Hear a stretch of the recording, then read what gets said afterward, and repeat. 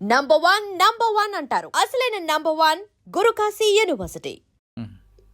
జీడిమెట్లో బాగా ట్రబుల్ ఇచ్చిన అఫెండర్ ఎవరు మీకు? అంటే అప్పుడు నేను క్రైమ్ చేయలేదు సార్. తర్వాత ఈ వనసలిపురం చేసిన. జీడిమెట్లో మీరు 4 సంవత్సరాలు పనిచేస్తారు కదా, మీకు బాగా గుర్తుండిపోయిన సంఘటన ఒకటి చెప్పండి. జీడిమెట్ల కంటే వనసలిపురం బాగా తర్వాత గుర్తుందా? సో జీడిమెట్ల నుంచి వనసలిపురం వచ్చారు. వనసలిపురం మన కందుకూర అంటే జర మనకు బాగా అప్పుడు కొత్తగా సార్. అట్లా కొద్దిగా ఏమున్నాయి అక్కడ రెండిట్లో మీకు? అంటే వనసలిపురంలో చేసే సార్. కందుకూరులో ఎడ్లు బర్రెలు దొంగతనం బాగా అవుతుండే సార్. ఈ ఓల్డ్ షీట్లు వచ్చి డీసీఎం తెచ్చి లింకపోతుండే. అప్పుడు మేము ఏం చేస్తున్నాం అంటే ఓల్డ్ షీట్కి వచ్చి ఇక ఇన్ఫార్మర్ని పెట్టి వాళ్ళను ఎడ్లు ఒక వింగర్ బండి ఉంటుండే సార్. ఆ వింగర్లో 3 బండ్లు 3 ఎడ్లు 4 ఎడ్లు డీసీఎం తెచ్చేసి పొద్దుగల రక్కీ చేసేది, మార్నింగ్ సాయంత్రం వచ్చి తీసుకుపోవడం జరుగుతుండే సార్. అట్లా మేము బాగా రికవరీ. చక్రపాణి సార్ సిఏ ఉండే మాకు ఇన్స్పెక్టర్గా. ఆ చక్రపాణి సార్ ఉండే మనకు మంచి సజెషన్ ఇస్తుండే సార్, ఎంకరేజ్ చేస్తుండే. అట్లాగే నేను భూత్పూర్లో ఒకటి బాలు మని అని మామూలు డిస్టిక్లో ఉండే తిమ్మాజిపేటలో. అప్పుడు మా సారు అక్కడ డిసిపి సార్ మీటింగ్లో సిపి సార్ మీటింగ్లో అడిగిన సార్, కంపల్సరీ అతనికి తీసుకురావాలి ఒక ఛాలెంజ్గా చెప్పిండు సార్ నాకు. నేను పోయి మామనర్ ఏరియాలో పోయి ఆ తిమ్మాజిపేట గుళ్ళే పోయి లుంగి కట్టుకోవడం, చెడ్డీ మీద తిరగడం. ఒకటి హోటల్ ఉండే సార్, కళ్ళు కాంపౌండ్. ఆ కళ్ళు కాంపౌండ్ దగ్గర డైలీ సాయంత్రం పొద్దుగల ఒక వారం రోజులు వాచ్ చేసి, తర్వాత నేను అతని మామనగర్ డిస్టిక్లోనే పట్టుకోలేదు సార్. నేను పట్టుకున్నా బాలు 6 feet హైట్ ఉండే సార్. అతనికి నేను నేను పట్టుకొని ఆయన నాకు సీసాలతో పొడిచి కూడా నేను ఇక్కడెక్కడ గాయాలైనాయి. అయినా నేను వానికి ఇడవకుండా మళ్ళా పిఎస్కు తీసుకోవడం జరిగింది సార్. అక్కడ మామనగర్ డిస్టిక్లో బాలు మన్య ఆయన స్నాచర్ సార్. ఇప్పుడు సాధారణంగా ఒక స్నాచర్ పట్టుకున్నప్పుడు వాళ్ళు గంజాయిలో కానీ మత్తులో కానీ ఏదో ఉంటారు సార్. అంత ఈజీగా దొరకరు వాళ్ళు సార్. వాళ్ళు ఎంతకైనా తెగిస్తారు. అప్పుడు మీరు ఎలాగా వాళ్ళతో హ్యాండిల్ చేస్తారు? అయితే నేను గట్టిగా బట్టి నాతో పాటు ఇంకో కానిస్టేబుల్ ఉండే సార్. ఇద్దరం బట్టి చేతులు కట్టేసినాము, కాళ్ళు కట్టేసి ఆటోలో ఎక్కించి మన తిమ్మాజిపేట పోలీస్ స్టేషన్కు తీసుకోవడం జరిగింది సార్. అక్కడ చూపించి తర్వాత మీ దగ్గర తీసుకొచ్చారా? అక్కడ కెలకొంపడ దగ్గర అతను పట్టి అక్కడ మనం ఇన్ఫర్మేషన్ తీసి డైలీ సాయంత్రం పొద్దుగల అక్కడ పోయి అతను రక్కీ చేసి పలానా తండా అని తెలుసుకొని ఇక్కడ మీర్పేట వనస్థలిపురం బాగా ఆ ఏరియాలో బాగా స్నాచింగ్ చేసేది సార్ అతను. ఎవరు? బాలు. నేను అతనికి కలుకొంపండు తాగడానికి సాయంత్రం వస్తుండే సార్. 3:30 టైంకు అక్కడ వచ్చాడు సార్ ఆయన. నేను ఒక్కడే వచ్చాడు సార్. అక్కడ ఒక కానిస్టేబుల్ నేను ఇద్దరం పోయినాం సార్.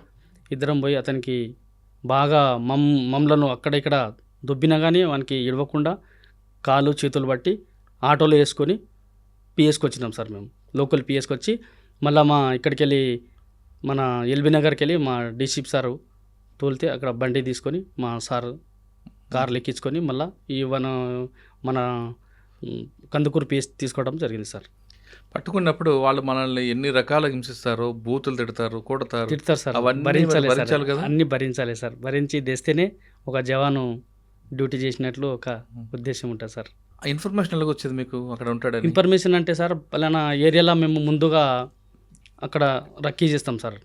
హైటు, పర్సనాలిటీ, మనసు కొద్దిగా చూసుకొని మన ఇప్పుడు ఆల్ డిస్టిక్లో మన కాంటాక్ట్ ఉంటుంది కదా సార్, కానిస్టేబుల్ కానీ ఎస్ఐలు కానీ, సార్ పలానా ఏరియాలో మనకు అఫెన్స్ అయింది అట్లా అని తెలుసుకొని అక్కడ పోయి ఇట్లా చేసిన సార్. అండ్ ఇన్ఫార్మర్ ఎలా ఉంటారండి మీకు? ఎక్కడెక్కడ ఉంటారు? కళ్ళు కాంపౌండ్ దగ్గర ఉంటారా, వైన్ షాప్ దగ్గర ఉంటారా, బార్లలో ఉంటారా, లేదు మట్కా ఆడిన దగ్గర ఉంటారా, అన్నిటి దగ్గర ఉంటారా? ఇన్ఫర్మేషన్ అనేది సార్ మనము మన మాటలు, మన మాట తీరైనా సరే సార్, మనం రిలేషన్ అయినా సరే సార్, అట్లా మనం ఏదో ఒక రకంగా మనకు ఇన్ఫర్మేషన్ అనేది దొరుకుతుంటుంది సార్ అప్పుడప్పుడు. సార్ ఇన్ఫర్మేషన్ ఇస్తారు, ఆ ఇన్ఫర్మేట్ కూడా మనల్ని వాడుకోవడానికి ప్రయత్నం చేస్తుంటాడు కదా. అంటే మనము అంత ఈజీగా వాళ్ళకు ఏదైనా పని చేసి పెడతాం సార్. మంచి చిన్న మనకు నచ్చిన పని, మనకు తోచిన పని, మనతో ఏ పని చేస్తాం, కానీ మనతోని కాని పని మనం చేయలేం సార్. మనతోని కూడా కాదని చెప్తాం సార్. ఏమైనా ఉంటే మనము వాళ్ళకు ఆర్థికంగా ఏమైనా పైసలు ఇవ్వడం కానీ సార్, ఏదో ఒక రూపంగా మనము హెల్ప్ చేస్తారు కాబట్టి వాళ్ళు ఇన్ఫర్మేషన్ మనకి ఇస్తారు సార్. ఓకే. సార్ కందుకూరు తర్వాత ఎక్కడికి వచ్చారు? వనస్థలిపురం, కందుకూరు రెండునా? కందుకూరు నుంచి వనస్థలిపురం వచ్చినా సార్. వనస్థలిపురం కూడా అప్పుడు మా ఏరియాలో బాగా స్నాచింగ్ జరుగుతుండే సార్. ఉమ్. అక్కడ మేము కూడా క్రైమ్ చేసినా సార్. అప్పుడు మా ఇన్స్పెక్టర్ జగదీష్ సార్ ఉండే సార్, క్రైమ్ జగదీష్ సార్ ఉండే, తర్వాత రాజు సార్ ఉండే సార్. ఉమ్. మాకు ల్యాండ్ ఆర్డర్ ఇన్స్పెక్టర్ గోపాలకృష్ణమూర్తి ఉండే సార్. ఉమ్. అతను కూడా ఇప్పుడు బాగా- బేగంపేటలో ఉన్నారు. బేగంపేటలో ఏసీపీ ఉమ్. ఉన్నాడు సార్. ఉమ్. అతను కూడా మా గురువే సార్. ఇంకా జగదీష్ సార్ అంటే మాకు విద్య ఇట్లా నేర్పిస్తాడో క్రైమ్ కూడా అట్లా నేర్పించేది. ఏమున్నాయి వనస్థలిపురంలో బాగా గుర్తుండిపోయి? బాగా అంటే సార్ అప్పుడు స్నాచింగ్ నడిచేది సార్. బాగా నాచింగు ఇవి బాగా అయ్యేది సార్ ఆ ఏరియాలో. ఉమ్. ఇక్కడ ఓల్డ్ సిటీ నుంచి వచ్చి స్నాచర్లు బాగా సాయంత్రం పూట, మధ్యాహ్నం పూట, సాయంత్రం పూట 2, 3 అట్లా అయ్యేది సార్ ఆ టైంలో. మరి వాళ్ళు పట్టుకున్నారా? పట్టుకున్నాం సార్. ఎక్కడ? ఇక్కడే సార్ ఓల్డ్ సిటీలో. ఉహు. కానీ వనస్థలిపురంలో వైదేహి నగర్ అవును సార్, అనే కాలనీ ఉంటుంది. ఉంది సార్. ఆ కాలనీ దగ్గర ఒకటి, ఎన్జిఓ కాలనీ దగ్గర ఒకటి ఉంది సార్. ఎక్కువగా స్నాచింగ్లు అవుతుంటాయి. అవును సార్. అంటే ఎందుకు ఆ ప్రాంతం ఎంచుకుంటారు? ఎగ్జిక్యూటివ్ ఈజీగా ఉంటుందన్నా ఇంటి? అంటే సార్ అక్కడ రోడ్డు బాగుంటుంది సార్. ఉమ్. ఎక్కడ పోయినా బ్లాక్ లేకుండా సార్, ఏ గల్లీకి పోయినా వెళ్ళిపోవచ్చు. ఓహో.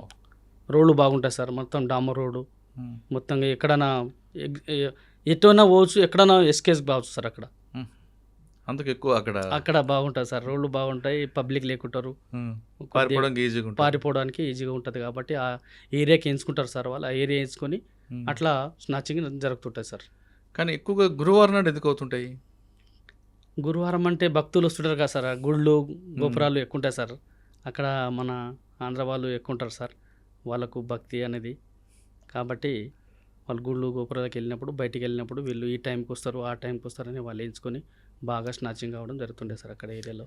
స్నాచింగ్ చేసిన వ్యక్తి డైరెక్ట్గా రిసీవర్ దగ్గరికి వెళ్ళిస్తాడా లేదా ఇంటికి వెళ్ళిపోతాడా? స్నాచింగ్ చేసిన తర్వాత సార్ ఇంటికి వెళ్ళిపోయి తర్వాత మళ్ళీ రోజు వాళ్ళకు నచ్చిన కాడ వాళ్ళు కుదబెట్టడం జరుగుతుంది సార్. కుదో పెడతాడు. ఆ డబ్బులు ఎంత కొంత తీసుకుని ఎంజాయ్ చేస్తాడు. ఎంజాయ్ చేస్తాడు సార్. రిసీవర్స్ మీకు వాళ్ళ మీద ఫోకస్ ఉంటుందా మీకు? అంటే ఆయన దొరికినప్పుడు మాకు తెలుస్తుంది సార్. దొరికినప్పుడు రిసీవ్ ఏడ అమ్మినావు, ఎక్కడ అమ్మినావు అట్లా అంటే వాళ్ళు మాకు చెప్తారు సార్. తర్వాత పోయి మా సార్ వాళ్ళు బాగా రికవరీ చేసేది వాళ్ళు సార్. వలసరం బాగా గుర్తింపు సంఘటన ఉందా? ఇది ఒకటేనా? ఇదే సార్, అంతే సార్.